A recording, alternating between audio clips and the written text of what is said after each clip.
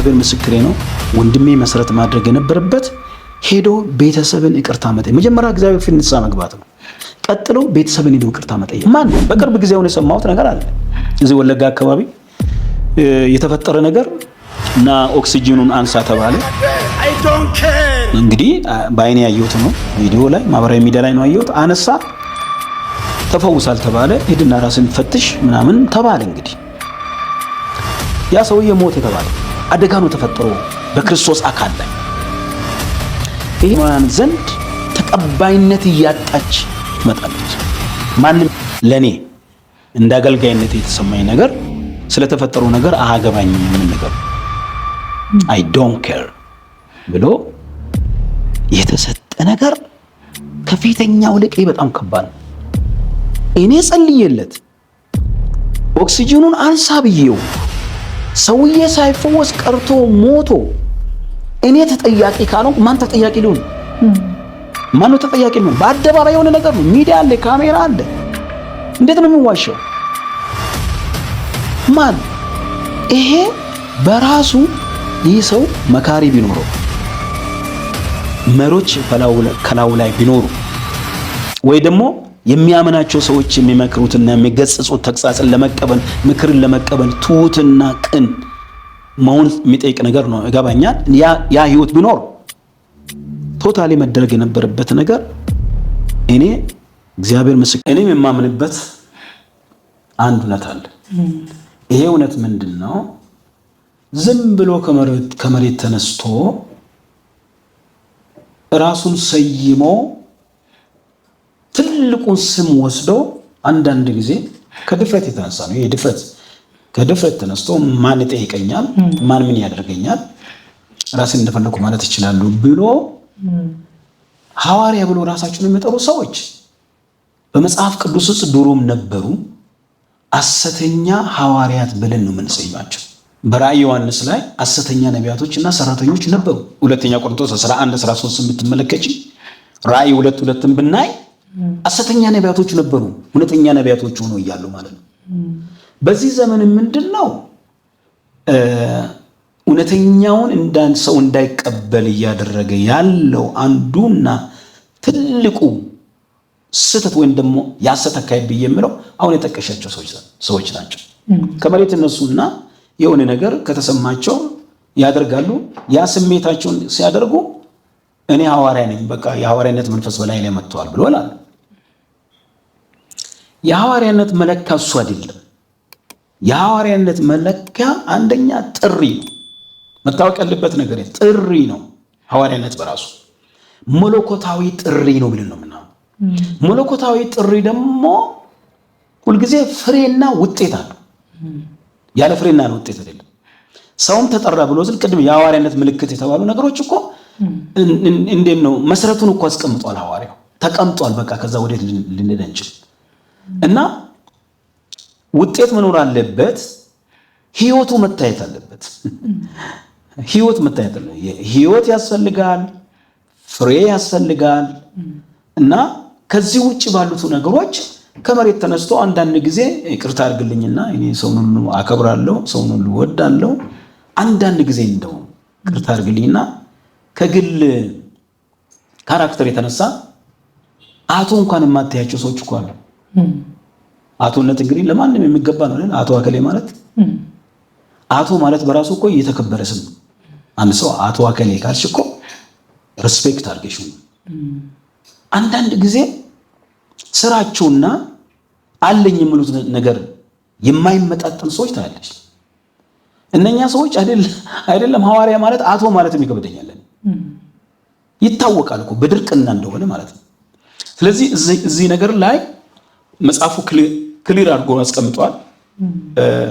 ከእግዚአብሔር የሆነና ከእግዚአብሔር ያልሆነ መለካው አለ እና ወደዛ ሚዛኑና ወደዛ መሰረት መመለሱ ተገቢ ነው ብዬ እላለሁ።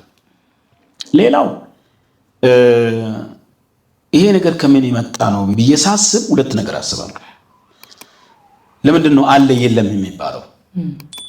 አንዳንዶች እውነቱን ለመናገር ከሆነ ሰሞኑን ሚዲያ ላይ የምንመለከታቸው አንዳንድ ነገሮች ከዶሮኑ አያምኑበትም። ዶክትሪናቸው ነው የተናገሩት። ምን አዲስ ነገር ከድሮ ነው ፔንቴኮስታል አይደለም። ድሮም ሐዋርያ የለም ነቢይ የለም ብሎ ስለሚያምኑ ያ ዶክትሪናቸው ስለሆነ ዶክትሪናቸውን ነው መልሶ የነገሩን እንጂ አዲስ ነገር የነገሩን ነገር የለም።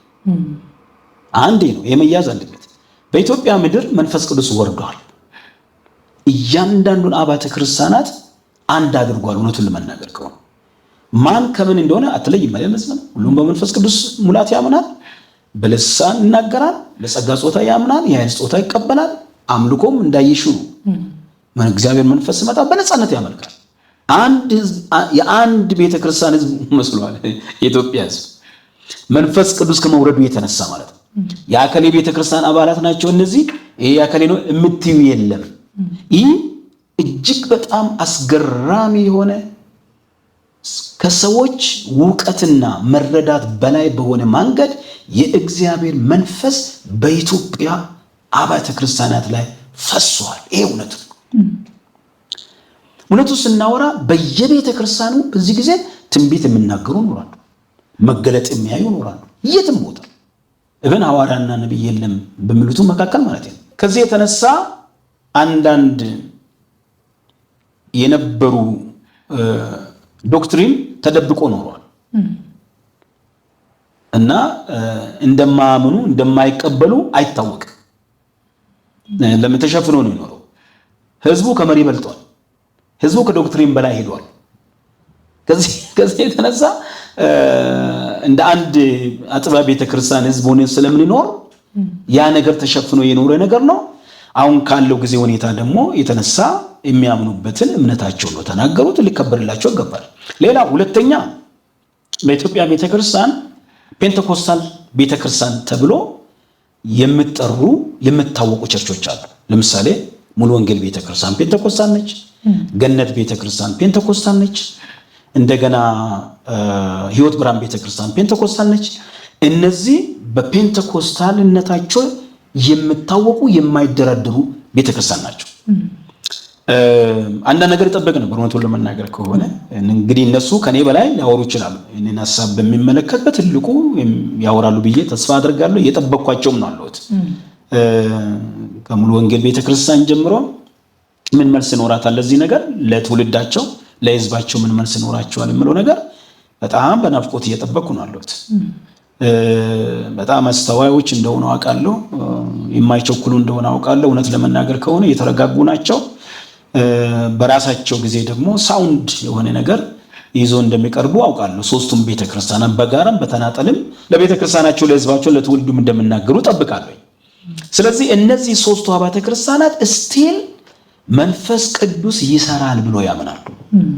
ይሄ ስጦታ አለ ብሎ ያምናሉ። ይሄ እንግዲህ እያለ የሁለቱን እንተውና አለ የሚል ክፍል አለ አልተናገሩም እንጂ እንጠብቃቸዋለን። ይሄን ነገር ደግሞ በአግባቡ የሚያረጋግጡ የሚያስረግጡ ሶስቱም ቤተክርስቲያን ይጠብቃሉ። እኔ በግሌ ሶስተኛ ይህንን ችግር ያመጣ ምንድነው ነው? በጸጋ ስጦታና አጠቃቀም ላይ ያለው አካሄድ ነው ሁሉን ጅምር ያመጣው።